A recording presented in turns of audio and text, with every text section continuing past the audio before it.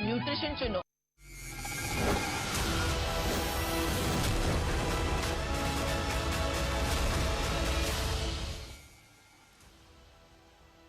वक्त हो गया लाख टके की बात का। आपके साथ मैं हूं अपर्णा। प्रधानमंत्री मोदी 25 नवंबर को ग्रेटर नोएडा का दौरा करेंगे। इस मौके पर प्रधानमंत्री मोदी जेवर एयरपोर्ट का भूमि पूजन भी करेंगे और मुख्यमंत्री योगी आदित्यनाथ भी इस कार्यक्रम में शामिल होंगे।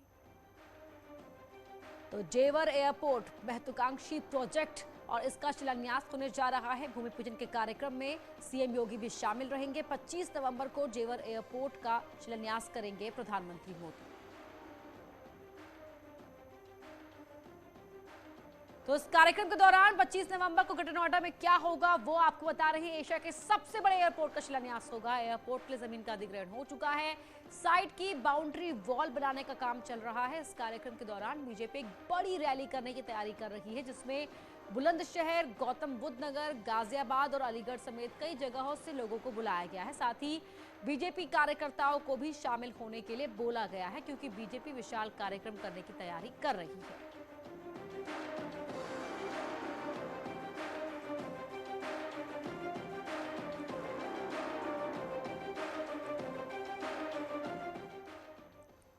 दो 2022 चुनाव को लेकर दिल्ली में आज बीजेपी राष्ट्रीय कार्यकारिणी की बैठक हुई। इस बैठक में 5 राज्यों में होने वाले विधानसभा चुनाव के साथ साथ यूपी चुनाव को लेकर भी मंथन हुआ। इस बैठक में प्रधानमंत्री मोदी ने नेताओं के साथ कार्यकर्ताओं को संदेश दिया कि सेवा ही सबसे बड़ी पूजा है।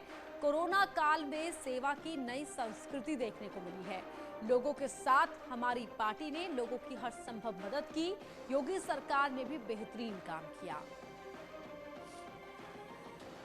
सबसे पहले 5 राज्यों के मुख्यमंत्री गोवा, उत्तराखंड, मणिपुर और उत्तर प्रदेश के पार्टी के प्रदेश अध्यक्ष और मुख्यमंत्रियों के द्वारा आने वाले समय में भारतीय जनता पार्टी चुनाव के संबंध में पूरा विषय रखा गया। राज्य सरकारों के द्वारा जो 5 साल में अभूतपूर्व कार्य किए गए हैं, उनका व्रत मुख्यमंत्रियों के द्वारा रखा गया और उसके साथ ही जनता से जुड़ने के लिए, विभिन्न विषयों को उनके बीच में ले जाने के लिए, विभिन्न वर्गों के साथ समन्वय बनाने के लिए पार्टी की जो योजनाएं विभिन्न भिन्न राज्यों में बनाई गई है, उनका पूरा व्रत वहां के प्रदेश अध्यक्षों ने दिया। 6 तस्वीरें अब आपको इस कार्यक्रम से जुड़ी हुई हम दिखा रहे हैं। प्रधानमंत्री मोदी पहुंचे, उनका स्वागत किया और इस राष्ट्रीय कार्यकारिणी की अध्यक्षता की जेपी नड्डा ने, बीजेपी के राष्ट्रीय अध्यक्ष ने। सीएम योगी आदित्यनाथ भी फिजिकली इस बैठक में शामिल होने के लिए पहुंचे। गृह मंत्री अमित शाह यहां मौजूद थे, रक्षा मंत्री राजनाथ सिंह और 5 राज्यों में चुनाव को लेकर खास तौर पर इस राष्ट्रीय कार्यकारिणी में मंथन हुआ, जिसमें खास फोकस रहा उत्तर प्रदेश और उत्तराखंड पर।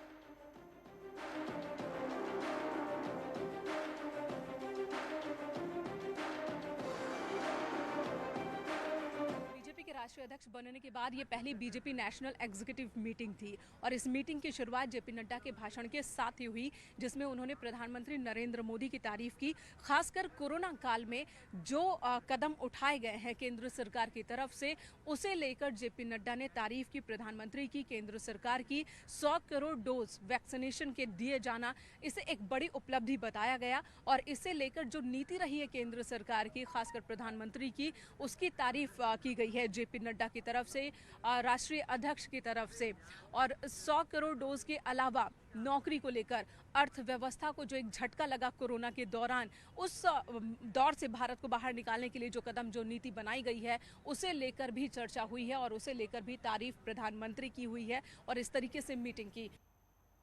वहीं बीजेपी कार्य समिति की बैठक में मुख्यमंत्री योगी आदित्यनाथ के काम को लेकर तारीफ हुई और इस बात को निर्मला सीतारमण और धर्मेंद्र प्रधान ने सबके सामने रखा।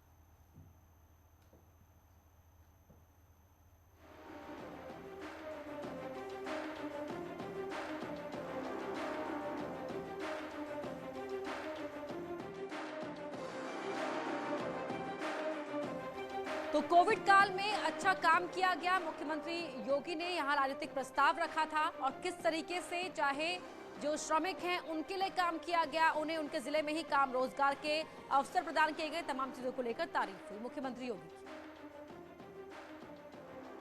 वो पार्टी के वरिष्ठ नेता है, बहुत सबसे बड़ा देश में वो चला रहे हैं सरकार।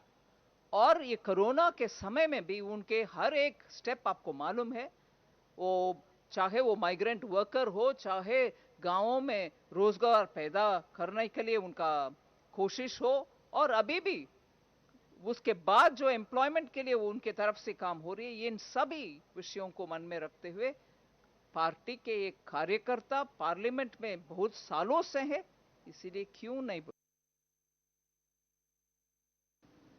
प्रधानमंत्री जी की कोरोना को इस कठिन की स्थिति में चुनौती भरे रास्ते से देश को आगे ले जाने के लिए उनकी वैश्विक नेतृत्व के कारण आज विश्व उनको कई विकासशील देश और अनेक विकसित देश उनकी प्रशासनिक पहल की आदर्श मानते हैं। विधानसभा चुनाव को लेकर बीजेपी का प्रचार प्रसार जारी है। वहीं दूसरी तरफ आगामी दिनों में प्रधानमंत्री नरेंद्र मोदी चुनावी राज्यों में दौरे तेज करने जा रहे हैं। अगर बात करें यूपी की, तो अगले 15 दिन में प्रधानमंत्री मोदी के 3 दौरे होने जा रहे हैं।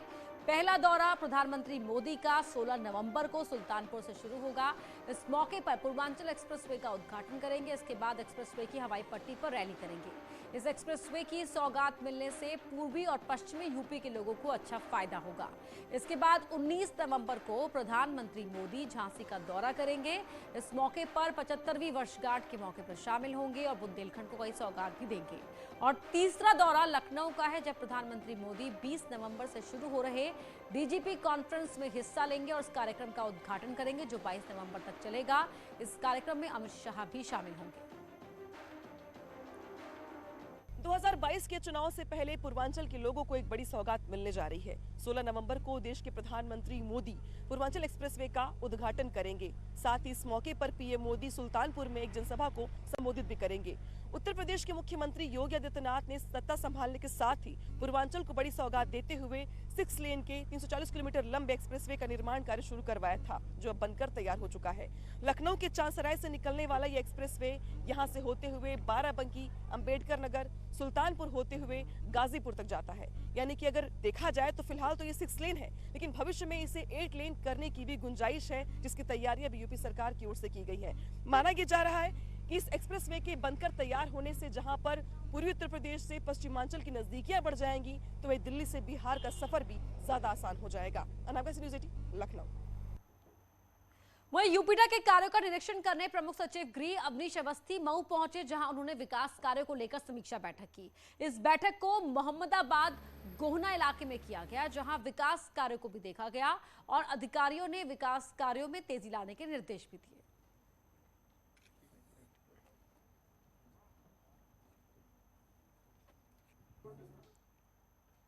और बड़ी खबर आपको बता रहे हैं, कल अयोध्या धाम पहुंचेगी रामायण एक्सप्रेस। दिल्ली से चलकर अयोध्या पहुंचेगी ये ट्रेन। रामायण एक्सप्रेस में 132 श्रद्धालु सवार रामलला हनुमानगढ़ी के दर्शन करेंगे।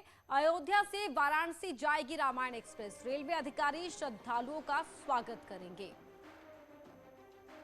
तो इस रामायण एक्सप्रेस में 132 श्रद्धालु सवार रहेंगे, जो रामलला के हनुमानगढ़ी के दर्शन करेंगे और इनका स्वागत रेलवे अधिकारी करेंगे। अयोध्या से वाराणसी जाना है रामायण एक्सप्रेस को, तो कल दिल्ली से चलकर अयोध्या पहुंचेगी ट्रेन।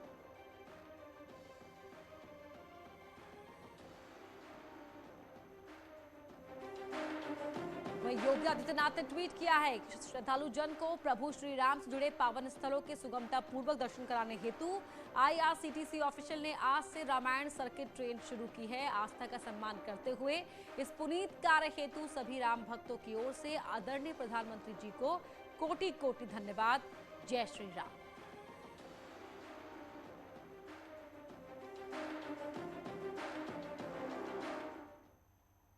और अब बात करते हैं समाजवादी पार्टी की। अंबेडकर नगर में आज एसपी ने बड़ी रैली की। एसपी की रैली में लालजी वर्मा और राम अचल राजभर समाजवादी पार्टी में आज शामिल हो गए। इस दौरान सभा को संबोधित करते हुए अखिलेश यादव ने कहा कि लगातार समाजवादी पार्टी का विस्तार हो रहा है। अखिलेश यादव ने बीजेपी पर जमकर निशाना भी साधा। अखिलेश ने कहा कि बीजेपी राज में हर तबके से जुड़े लोग परेशान हैं। किसानों का धान खरीदा नहीं जा रहा है।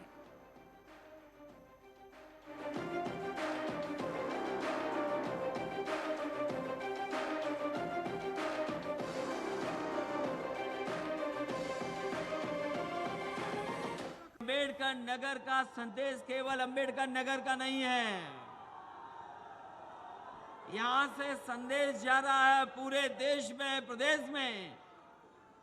और जब इस धरती पर आए हों, जिस जिले का नाम अम्बेडकर नगर हो, और इसी धरती से डॉक्टर राम मनोहर लोहिया निकले हैं। जो काम शुरू हुआ था नेताजी की सरकार में, किसी सरकार ने नहीं रोका, वो काम और आगे बढ़ता चला गया। समाजवादी सरकार में और सहूलियत देने का काम हुआ, उनकी मदद हुई। लेकिन जब से भारतीय जनता पार्टी की सरकार आई है, उन्होंने उस इंतजाम को भी बंद कर दिया। अब आज फिक्स रेट हमारे बुनकर भाइयों को नहीं मिल रही है। धान खड़ा है खेतों में, सरकार कह रही थी आय दोगुनी कर देंगे, लेकिन बताओ धान की आय कितनी हो रही है? कोई खरीदने वाला नहीं, कोई पूछने वाला नहीं। जहां सरकार हमारे किसानों की नहीं मदद कर रही, वहीं राइस मिल मालिकों की भी कोई सुध नहीं ले पा रहा है। और यहाँ रुक रहे एक छोटे से ब्रेक के लिए, कहीं मत जाइए, हम जल्द लौट रहे हैं।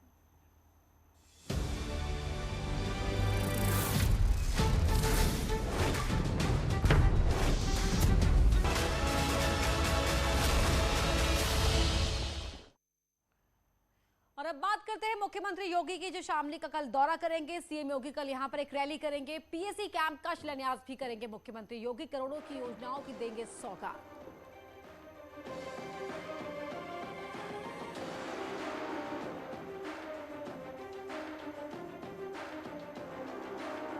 तो कल शामली का दौरा करेंगे मुख्यमंत्री योगी, जहां पीएससी कैंप का शिलान्यास भी करेंगे और साथ ही करोड़ों की योजनाओं की सौगात देने के साथ वो एक रैली को संबोधित भी करेंगे।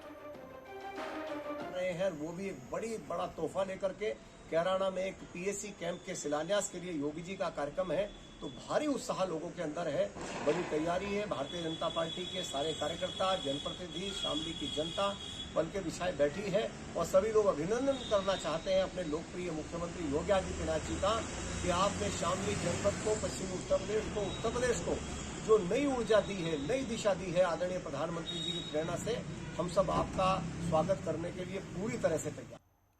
लौह पुरुष सरदार वल्लभ भाई पटेल की 146वीं जयंती के मौके पर आज राजधानी लखनऊ के रविंद्रालय सभागार में राष्ट्रीय क्रांतिकारी समाजवादी पार्टी का 20वां स्थापना दिवस मनाया गया। स्थापना दिवस के मौके पर पार्टी के राष्ट्रीय अध्यक्ष गोपाल राय ने कहा कि देश के लौह पुरुष सरदार वल्लभ भाई पटेल की 146वीं जयंती के मौके पर राजनीतिक विकल्प महासंघ से जुड़े 45 राजनीतिक संगठनों की मौजूदगी में राष्ट्र गौरव सम्मान और 2022 के विधानसभा चुनाव को लेकर अहम घोषणा की जा रही है। इस मौके पर शहर के तमाम गणमान्य लोग मौजूद थे। इसमें विधानसभा चुनाव आ रहा है, तो हमारे साथ इस समय 45 दल के अध्यक्ष बैठे हुए हैं और सामाजिक संगठन के लोग भी हैं।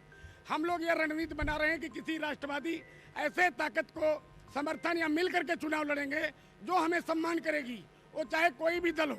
अगर वो देश की एकता अखंडता के लिए काम कर रही है, हमारे दलों को सम्मान दे रही है, हम लोग आने वाले उत्तर प्रदेश विधानसभा चुनाव में सरकार को बनाने बिगाड़ने की हैसियत रखते हैं और हम लोग उसी पार्टी को मिल करके चुनाव लड़ेंगे जो हमें सम्मान देगी। मुख्तार अंसारी से ईडी ने पूछताछ की है। बांदा जेल में बंद मुख्तार अंसारी से पूछताछ की गई। उसकी अवैध संपत्तियों के मामले में ईडी ने ये पूछताछ की है। मुख्तार ने सवालों का जवाब टालने की पूरी कोशिश की। वहीं अतीक अहमद से भी ईडी ने पिछले हफ्ते पूछताछ की थी। गुजरात के साबरमती जेल में बंद है अतीक अहमद, जिससे अवैध संपत्ति के मामले में ईडी ने सवाल जवाब किए थे।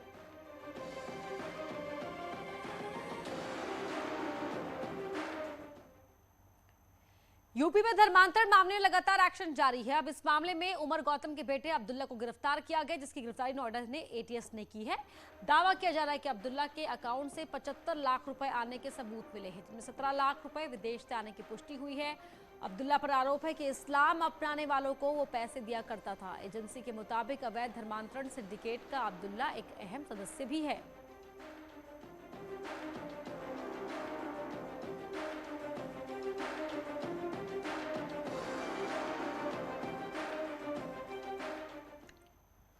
लखीमपुर खीरी के जाठोरा गांव से लापता प्रॉपर्टी डीलर हत्या मामले में पुलिस ने खुलासा किया है। पुलिस के मुताबिक आरोपी राजकुमार ने ही प्रॉपर्टी डीलर दोस्त की हत्या की है।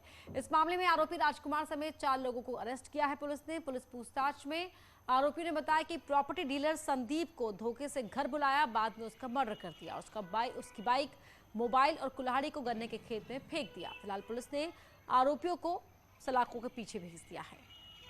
पूछताछ के क्रम में यह प्रकाश में आया कि दिनांक 1 नवंबर को ही संदीप की हत्या कर दी गई थी और उसके शव को गन्ने के खेत में गांव जडोरा के पास छुपा के रखा हुआ था।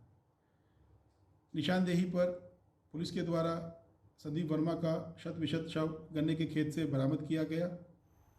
मृतक संदीप वर्मा का मोबाइल फ़ोन और मोटरसाइकिल भी अभियुक्त गण की निशानदेही। और यहाँ रुक रहे एक छोटे से ब्रेक के लिए, जल्द लौटते हैं।